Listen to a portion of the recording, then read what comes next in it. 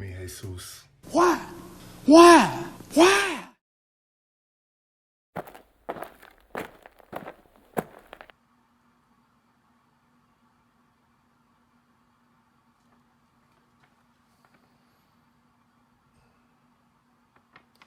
We got a lot to get into today. Alright. You already know what it is. Nazareth the Crown, aka Young Jesus, aka Young Hay, aka the God, the GOAT, whatever you want to call me. I posted a video already. You know, basically, it was just a summary of why I won't stop making YouTube videos, even though I only had about 4 of them motherfuckers. You know, I done lost my mind. Like I said, but shit, I'm good now. So shit, I just want to, you know, just give an explanation of everything that went on, how everything started, basically. Cause for one, I probably was depressed my whole life. Yeah. So I'm gonna start with my early, and if you like, I'm looking at notes. I had to write everything down, like I showed y'all earlier. I had to write everything down because I didn't want to skip over nothing. I'm probably gonna skip over a few things, like funny stories that happened, you know, that I can make other videos out of another time. So my early childhood, I guess it started I'm gonna start when shit started going bad. So around middle school, yeah. We had just moved back to Georgia. We was in about 7th grade. So we was living in the Brown house. And at first, I really didn't notice, you know, things was going bad. My first sign was like we was getting less and less for Christmas. So I ain't paying no mind, it's whatever. Then like the utilities and stuff would get cut off and stuff like that. So a lot of, like, I was always a introvert type of person. But when that started happening, I just started secluding myself even more. Like I would just sometimes, if the lights was off, I would just lay in my bed and literally stare at the ceiling until my mom got home. I still do that from time to time. That's probably why I was never much of a talker, but I'm more of a thinker. Like someone could be talking to me and I'll just zone out. I'm still listening, but I'm zoning out, just thinking of something else or having a conversation with my inner self. And that's what I would mostly do. Like I would just lay there and just think like shit. I remember a lot of times I wish, like when I would watch the Fairly Odd Parents and I'd be like, damn, I wish this shit was real. I wish I could just goddamn like have a fairy or something to come and just take all this shit away, just make everything better. Like I wouldn't, like a lot of shit that Tommy would wish for, and like I'm like, the fuck, I don't want none of that shit. Like I'll just be like, shit, just make sure my mom could pay her bills. That'll literally be the only wish I would think of all the time. Like just shit, make everything better. So that went on for a long time, a very long time. But you know, I was still, even during that time, I was still a happy kid. I don't know, because I didn't know what exactly, like I knew shit was bad, but I didn't know it was that bad. So when I got to high school, goddamn everything, a lot of shit changed. I started to realize like shit shit is bad. Like from 8th grade to like 9th grade, that's the point where I started realizing what was going on. Like I'm trying to think. In 9th grade, I went to Riverdale High School. I was living in some apartments. Me and my brother shared a room, and then my sister had her own room. So we was living there. during this whole time, my father was non-existent. I'll get to that later, but we was living there, and then like I remember Christmas had came around. My mom, it was the same speech. Like I was used to it now. I can't get you much, so I can get you. So if you get one thing, what do you want? I said, I wanted MP3 player. Yeah, I wanted an MP3 player, and a lot of Christmases that we wasn't getting none. I remember one Christmas, I literally got only a shirt. It was a red South Pole shirt. That was like in 8th grade. I had that shirt for a lot. That was a good quality shirt. I ain't gonna lie to you. It was good quality. You know, made that one gift count. But you know, I was never like, oh, fuck, I ain't getting nothing. Blah blah blah. Like I understood at a young age. Like sometimes you gotta sacrifice. Sometimes you gotta sacrifice like materialistic things just so you could just goddamn live. So I was never like upset. I was just more. I'm trying to find a word. I was just more just wishing that it wasn't that bad.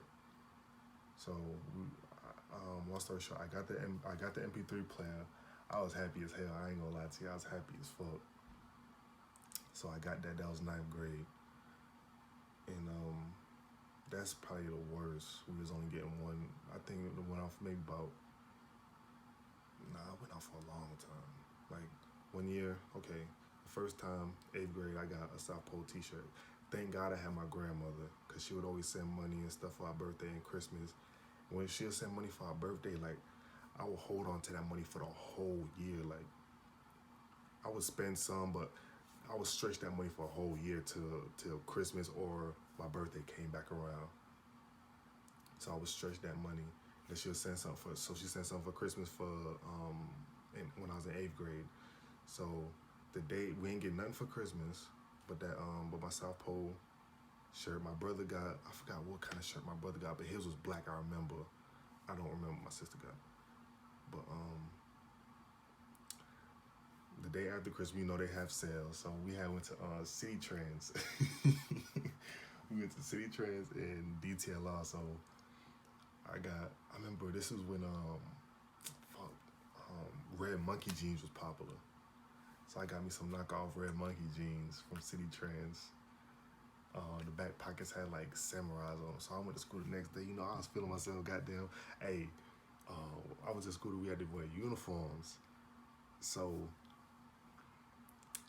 the day after Christmas, we were supposed to wear a uniform, but on that Friday we could wear our regular clothes. I didn't want to wait, so I was like, man, fuck, I'm gonna just have to sit. So whoever didn't wear uniforms had to go sit in the cafeteria. It's basically in school, a mass in school suspension. So. You know, I'm bucking. I was like, man, fuck that. I gotta put the goddamn Red Monkey jeans on, fake Red Monkey jeans. So I put those on. I'm in school suspension. You know, I'm feeling myself because I'm like, yeah, I got something for Christmas. Oh, everybody like, oh, what you get for Christmas? What you get for Christmas? Goddamn, I got these shoes. You know, lying. Technically it was for Christmas, but you know. So then, I'm gonna go back to high school. So in high school, I got the MP3 player, and then my sister was graduating that year, and I'm trying to think if I'm missing something. I'm really not, but my sister was graduating that year. So let's fast forward to when I took the trip to my grandfather paid for me and my brother to come to Rhode Island for the summer. So me and my brother went up there. We was having fun, all that. So I remember my mom called me. She was like, I'm lying. My sister called me. I was like, oh, what you doing, blah, blah, blah. She's like, oh, we're just packing. I look around like, packing for what? So she's like, oh, we're moving. I'm like, moving? What are we moving for? Like, this is when I was like literally all my friends was there, like, and this was a pattern also. Like we always had to move, make new friends, and all that other shit. So, growing up, at first it was easy to make friends, but then I started becoming more like secluded, or I wouldn't make friends as easy because my thinking was, oh, I'm gonna just leave. So why do I have to make friends? I might as well just goddamn stay to myself, 100% solid. So she was like, oh, we moving, blah blah blah. So I call my mom, I'm like, what is this about this moving situation? Like, what is you saying? So she's like, oh yeah, we're moving. I wanted it to be a surprise, blah blah blah. And I was like, I don't want to move. I want to go to the same high school I've been going to. Like, I was throwing a fit. Long story short, we go back to Georgia to start school. Creekside High School, lame as fuck. I mean, it wasn't lame. It was alright. But so, but before that, we had went. My sperm donor's ex-girlfriend took us clothes shopping with our grandmother. So we racked up on a whole bunch of clothes. That was a blessing. I ain't gonna lie, that was a big blessing. So we did that. Like a lot of stuff that we got, like clothes wise, was literally given to us. Like it was blessings. Like someone was always looking out for us, making sure we had something to wear. So we did that. Went to high school. Let me think. Okay, so we was living like right down the street from my mom's job. It was a 3-bedroom again. My sister was still at home because she was waiting to go to college. So me and my brother was sharing this big ass room. This shit was big. It was big as hell. Like to this day, that is probably my favorite apartment we ever stayed in, cause it had a gym. Me and my brother work out in the gym. The room was humongous. Like shit was big. Like it was probably like the size of some people's living rooms. Like my bed and his bed could fit in there comfortably. We had enough room for another couch in there. Like it was. I loved it. So my sister moved out. My brother moved into her room. So I had my room all to myself. This is the first time ever I had a room to myself. But shit, that would end quickly as all things. When I was growing up, it seemed like a lot of good things would end very quickly. Like that probably plays into like some of the problems I had. Also, like I felt like I wasn't able to hold on to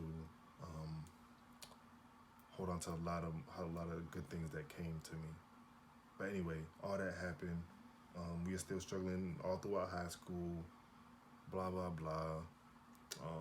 I graduated high school. At this point, I didn't know I was depressed yet. Like I didn't know. Like I just thought this was life. Like I thought it was regular. Like I thought everybody went through it. Yeah. So I moved when I turned 18. Oh, wait. Let me think.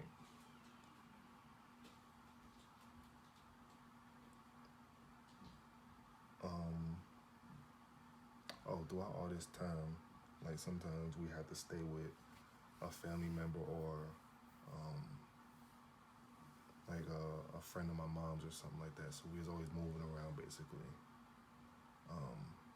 So my last year of high school,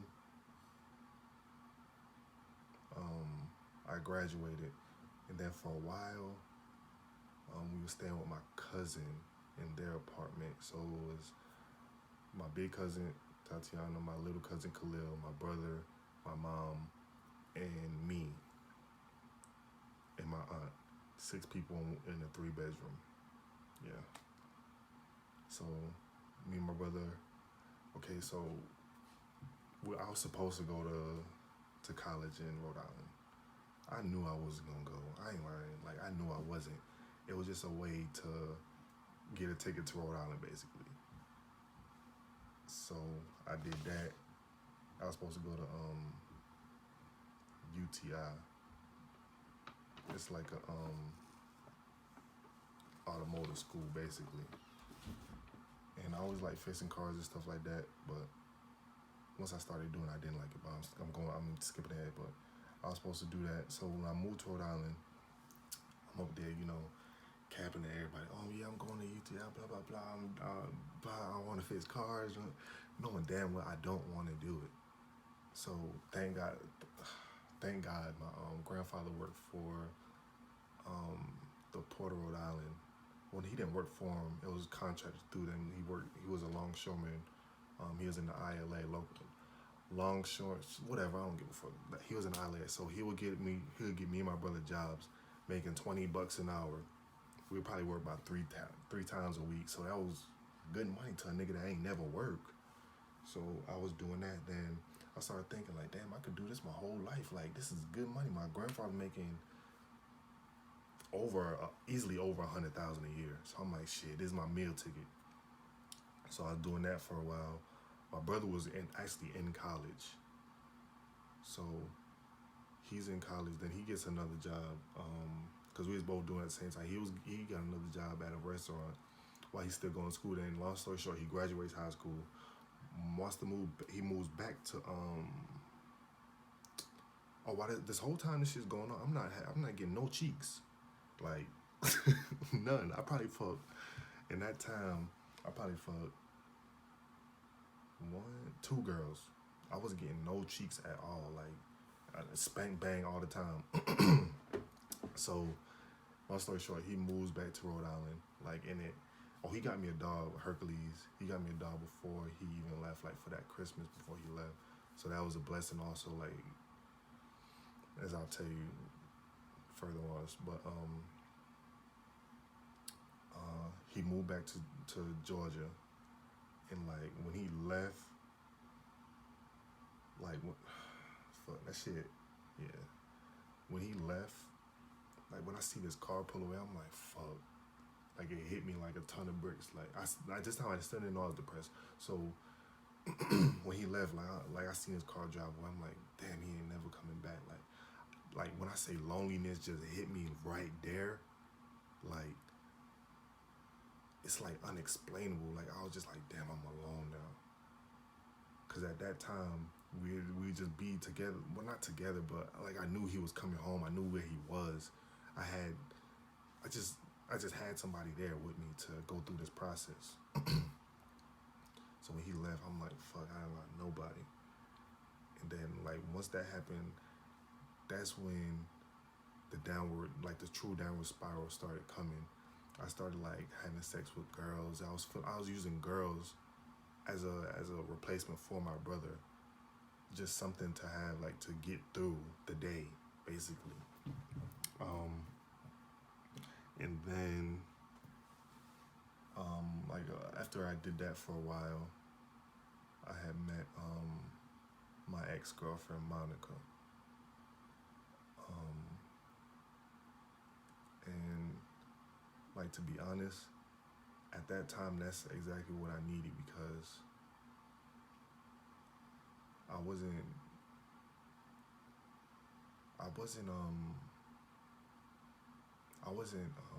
ready for life. To be honest, I don't know if she got me ready for life or I got myself ready for life, but me and her put me on that path to where I needed to go. I'll say that.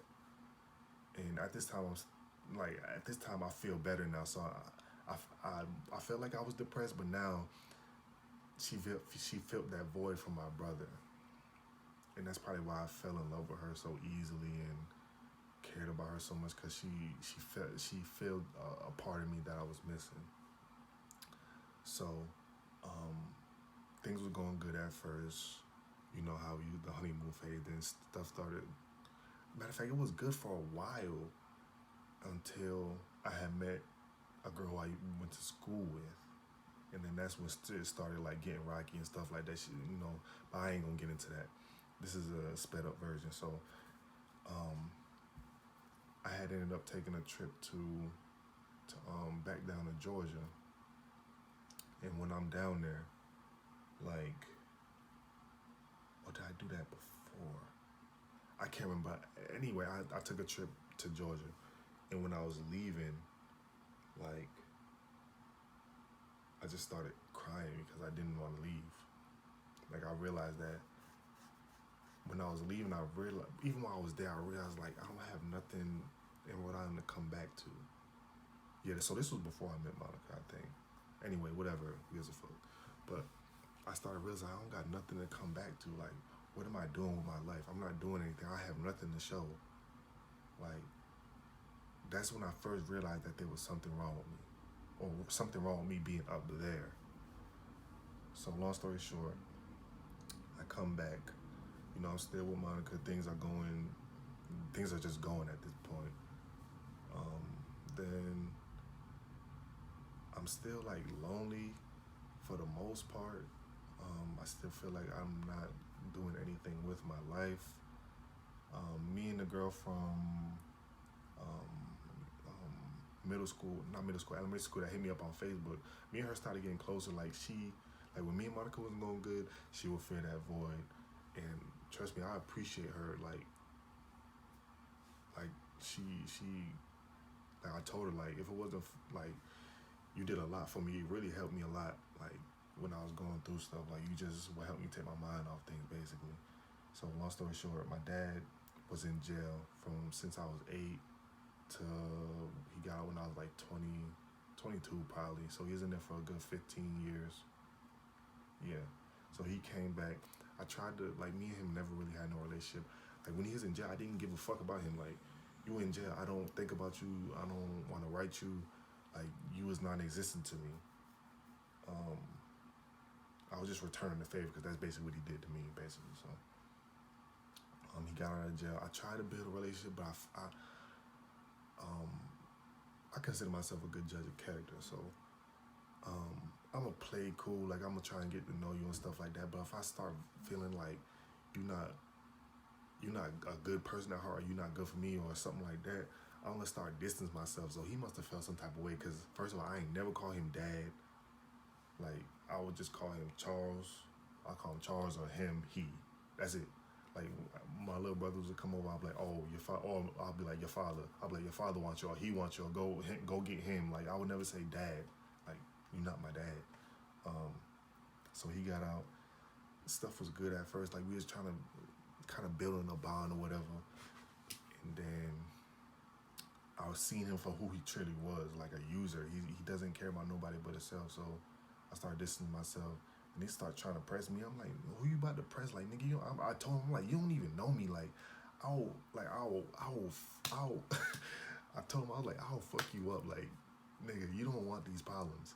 So basically, so long story short, I ended up leaving Georgia. And at this time, me and Monica was still together. She was still my girlfriend. So I told her what I was gonna do, and she was like, "Oh, I want to come with you." So I left first. I was down here for maybe 3 months, 3-4 months maybe. By myself, yeah, 3-4 months. I moved back in with my mom. I was down here for about 3-4 months. She came down, like, it was like I was complete. Still depressed, didn't know it, but I was like complete. Like I said, introverted just by nature. And the whole time I was in Rhode Island, like, I would never really talk to my family like that. I would talk to my grandfather them every day. Like, my grandfather turned into my dad. Like, that was another blessing. Like, the relationship that me and him formed, like, that shit was crazy. Like, I loved him to death. Like, I'll do anything for my grandfather. He taught me a lot. You know, he helped make me into the person I am today. Like, just the way I think, my mindset, a lot of things. But yeah. So anyway, she moved down here. Things was beautiful. And then, I'm looking at my notes. And then, so I was working at FedEx and UPS at the same time. I said this is my last one that I put on private, you know, when my mom went left on me. But yeah, I was working at UPS and FedEx at the same time. I wasn't spending enough time with Monica, blah, blah, blah. So she left, like, she literally, I came home, she was gone, bow.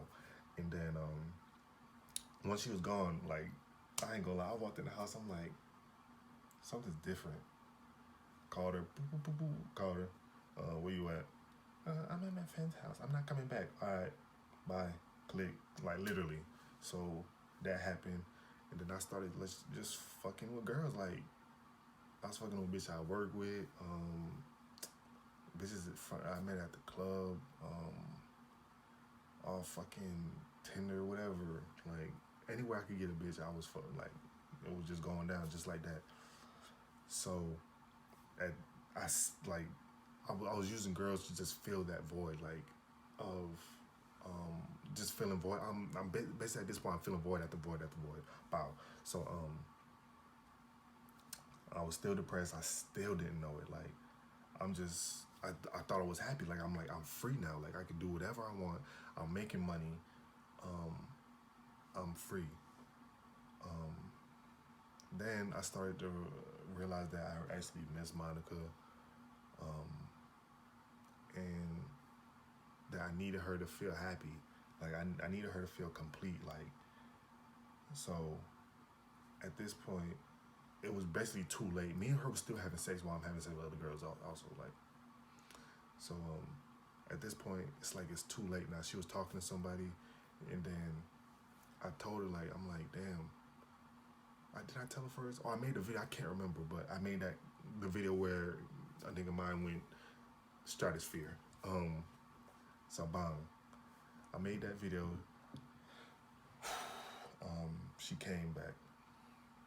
Stuff was good at first, and then this bitch who I was talking to, my boy's friend, his best friend, I was talking to this bitch. She had a party. I went to the party. I went to the club first, or I can't remember which one. But I told Monica, I was like, oh shit, I'm gonna be back at this time. I didn't. So she calling me off the hook. I'm just like, I was just ignoring it because I'm vibing. Like, I'm having a good time. Like, I was still in my single mindset. So I'm like, man, fuck, I'm having a good time. Like, I don't call you when you're having a good time. That was my thinking. So that basically, at that time, it basically ended our relationship. We might have got back again. I can't remember, but this shit ended like dead. She basically left for good. And then when that happened, like a nigga just went down the tube. Like, I was having thoughts of like just doing bad things to people. I didn't want to live. I literally didn't want to live anymore. I didn't care. And this comes into like this is like really at this point. If I didn't have the only thing I had, like I didn't feel like I had anything to come to. I literally would come home and just go to sleep. Like I wouldn't do anything. Like, and this is why I'm also thankful that my brother got me Hercules, because even when I was in Rhode Island, like I had him to come home to. Now I always had someone to come home to, but during this, like I didn't even. I don't want to say I didn't care about my dog, but it wasn't the same. Like that's how deeply depressed and lonely I was. Like so, my dog that's been with me through everything. I always look forward to coming home and just, you know, when a dog jumps on you, it just makes you happy. But this, like now, I'll just like get off me. Like I wouldn't. Even when I talk to like girls on the phone, they're like, "Oh, I don't even you don't even like your dog." In my head, I'm like, "I love this nigga," but like just the depression and the loneliness and everything was just killing me. Like, and even my boy Jason, he told me one time like, "Bro, you ain't the same. Like, what's wrong?"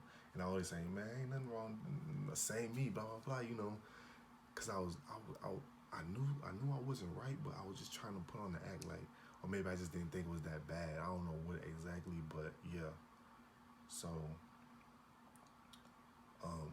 and at this time, when she had left for good this time, me and my friend Simone, we started getting closer, like talking every day. It just felt like we just talking. I'll just ramble on, and then I'll just start figuring out, oh, maybe this is why I'm like this, or you know, just talking to somebody, like for me, when I'm feeling bad about something, I'll just talk about it to somebody who I trust, and you know, that's really what she gave me. Like I would just talk to her. I wouldn't feel any judgment. it was just easy to talk to her, and she wouldn't like talking to her. It was a big change from talking to her and talking to my ex. Well, my ex, she would make me feel like my feelings, fuck, like my feelings weren't logical, or I was dumb. Like she would always call me dumb. Like she would really verbally abuse a nigga. Maybe I emotionally abuse her by the things I would do, but she would verbally abuse me. Like I didn't feel human, not human, but I just didn't feel worth anything while I was with her, basically. So she would always call me dumb. Like Simone would never, like she would, even if she didn't agree with something, she'd be like, "Oh, I could see how you think like that, but maybe you should look at it like this way." My ex wouldn't do that. She was just like, "Oh, we don't agree. I just don't want to talk no more." Like literally, like she was just, I don't know what the fuck was wrong with her. Like she just wasn't she's not an understanding person. Like Simone, like I told Simone the other day, I'm like, you're literally the best thing that ever happened to me. Like I was going down a hole that I wasn't gonna come from. Like I was doing stupid shit. Like a nigga was out here wilding. Like man, good times, not good times, but yeah. Then around this time, I had met another girl. I'm not gonna say her name, but I met her, and like me and her would talk basically the same way me and Simone would talk. But like the way I met her, like I met her on Tinder basically. First of all, I met her on Tinder, and she lived in Houston at the time. So, but she was just down here for Thanksgiving because we met around Thanksgiving. We matched around Thanksgiving, and like, I didn't even like we didn't like I think she messaged me when she went back to Houston. She was like, "Hey," I'm like, "Oh, what's up?" Like really, like when she first, I remember seeing. Well, matter of fact, I'm rambling right now. Hold on, let me get my thoughts. Okay, so when I seen her on Tinder, like I was like, damn, that bitch got some big ass lips, like suck a dick, like literally. So, and she like the way she sounded, like, oh, she might be a little dark, but she got ass on her.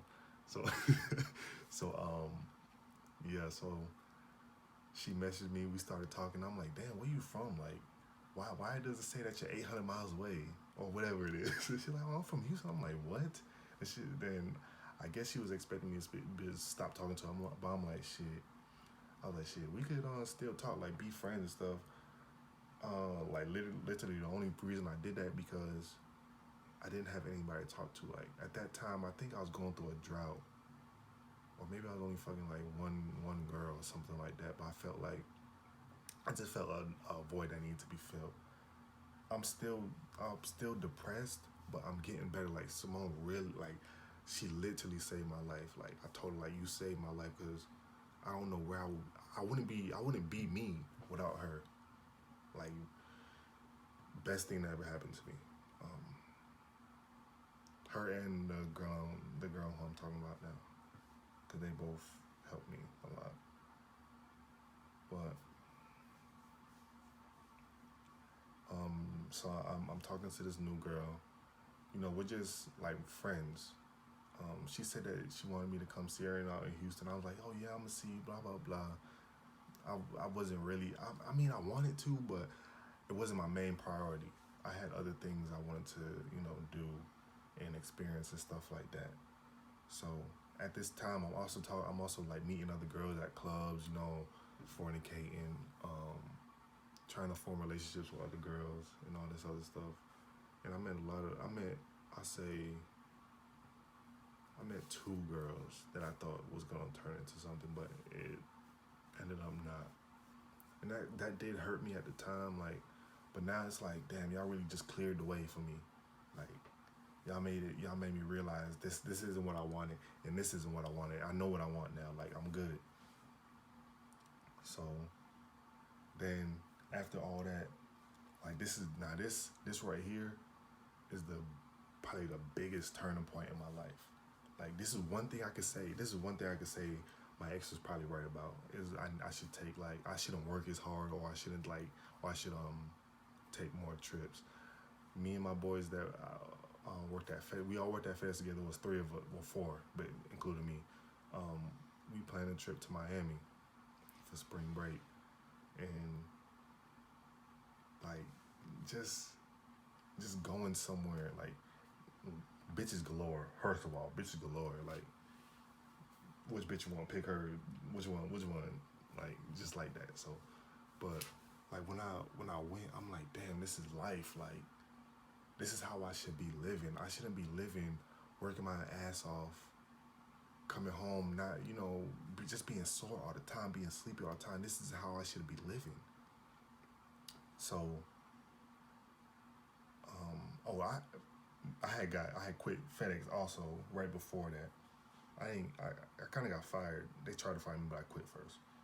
So when I took the trip to Miami, that just gave me a whole perspective on life. Like there's something way more than just being in one place, just laying in bed, not doing nothing. Like that made me really want to get up and go out and do other things. So I went to Miami. That changed everything. And then after that, like me and the new girl started getting way closer. And yeah, that's where I'm at now. I'm not. I get depressed sometimes. I don't even want to say depressed anymore because that's kind of disrespectful for people who are currently going through depression.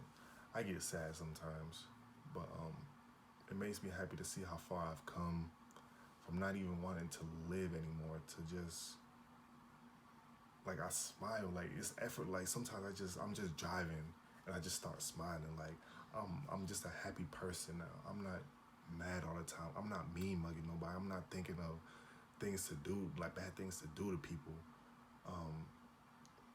Like I'm just living life. Like having my heart broken or breaking my own heart was the best thing that ever happened to me. Going through depression was the best thing. Well, no, I lied. It wasn't the best thing that happened to me, but it's just an eye-opening experience of everything that you can go through and still come through the other side stronger and just a better person. Like I don't want to say I'm glad that I've been through things like this. I haven't even went through all the stuff I've been through. Like I got lots of stories of things I've been through, but just that I've come out the other side good, and I'm safe. There's still some things I want in life, but for the most part, I don't want anything. Like I'm just living life. I'm happy. I know what love is. I know what wanting to be successful is. I know what chasing my dreams is. Like I'm just clear-minded now.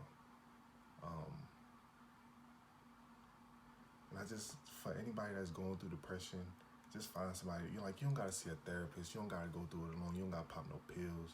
Just find somebody that you can talk to. Like I got incredibly lucky. Like as soon as I started going deep into depression, like I had somebody there. A lot of people don't have that, but just trust people. I put my trust in somebody, and they saved my life. Like literally, they saved my life. Like I'm forever in debt. Like anything she needs, like I don't give a fuck what it is, she can get. Like because I owe her my life. Like I wouldn't be here. But yeah, if anybody that's going through depression, just find somebody you could talk to. It's gonna get better. Like the rain don't last forever. Trust me, it doesn't last forever. It might seem like it, but it's really not. I think that's about it. Oh yeah, I went broke too, but we gonna say that for another day. I went broke as fuck, but I was still happy. Like even when I was broke, like I'm still living life. I'm still happy. Like now, from what I've been through and where I've come from, now I have the mindset like this is only temporary. Like if I'm having a bad day, or let's say something came up and I gotta spend a little bit more money, I'm broke or something. I'm like, this is only temporary. I'm gonna be okay. Like nothing can affect me. I'm not Like I told my ex, cause a situation that came up, and this was the last time I ever talked. I have a story time. Like hopefully I can tell that story one day, cause that really, she showed her hand on that one. I told her, I was like, I messed up love twice. I don't fear anything anymore. Like if you could like I'm not afraid of my consequences anymore. I know what I'm getting myself into now. I make every decision with precision, and if it fails, I know it's on me. Like I'm not gonna fear any consequence, because I'm gonna make every decision with 100% confidence that everything will be okay. Even if it's not, I'm gonna turn it okay. So with that being said, man, all praise to the Most High, whoever that may be. If you believe in, I just give all praise to the Most High. I don't even say God. I just say the Most High. Whatever is the higher being. If that higher being is me, and that's why I call myself Young Jesus, because I feel like that higher being is me, is living inside of me. So all praise the Most High. Just believe in yourself. Just put all faith in yourself, and you won't disappoint yourself. Trust me. Just stay with it. Young Jesus.